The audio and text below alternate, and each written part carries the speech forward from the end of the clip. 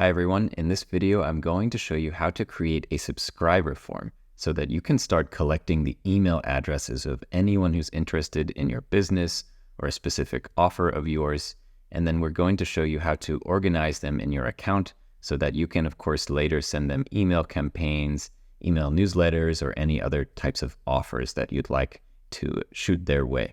So to get started, we're going to go to the sites area of your account, come up here to the forms and builder area. You can see we have a couple forms already here.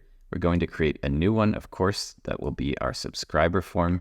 I'm just going to start from scratch so I can show you how to get started from a mostly blank template. Of course, if you start from scratch, we do have a couple things preloaded in your form for you so you can kind of hit the ground running.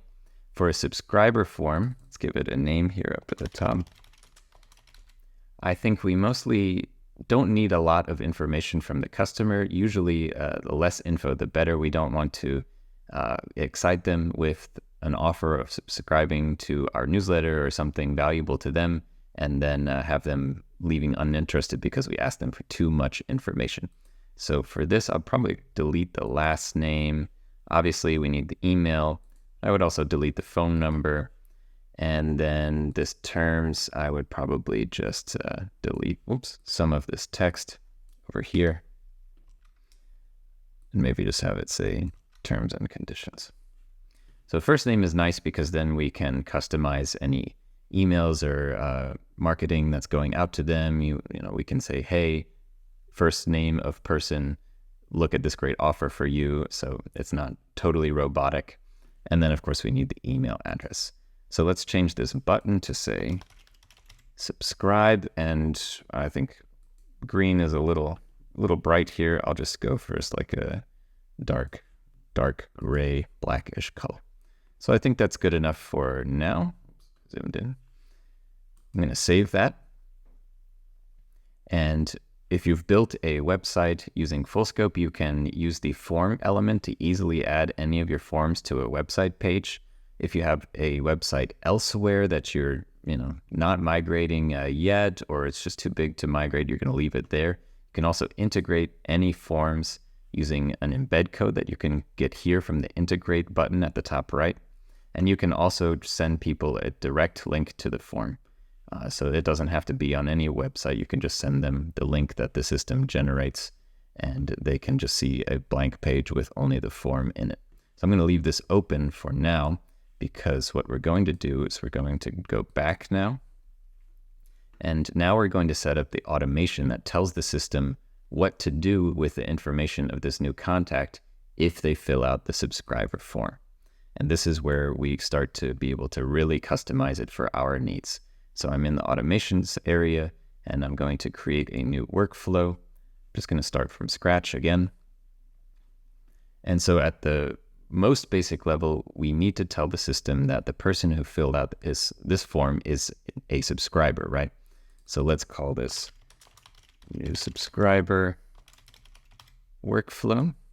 And the trigger will be, of course, someone filling out the form. So if I type form here, I can grab this form submitted event, and I'm going to add a filter that says it should only work specifically for the subscriber form. So I will select here under filters form is, and then select my subscriber form from the drop-down list. So let's save that. And then I'm going to come in here and I'm going to tag this contact. So I'm going to add a contact tag, and the tag that I want to add to their contact is of course the subscriber tag.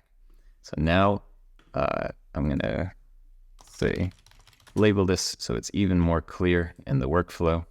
So now we have a workflow that tells the system, hey, if somebody fills out the subscriber form, then add the subscriber tag to their contact.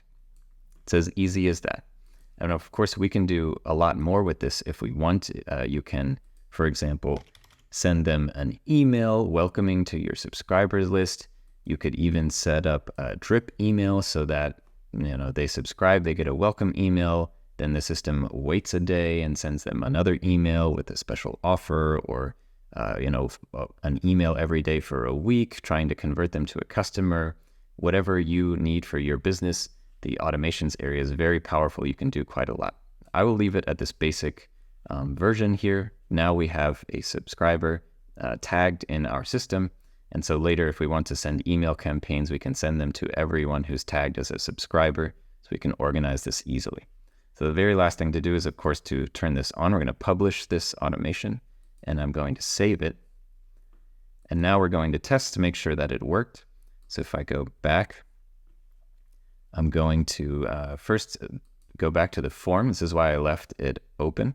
So now I can just say, I'm going to say fake and then fake email at fakeemail.com. And I'm going to, of course, agree to the terms and conditions and click subscribe.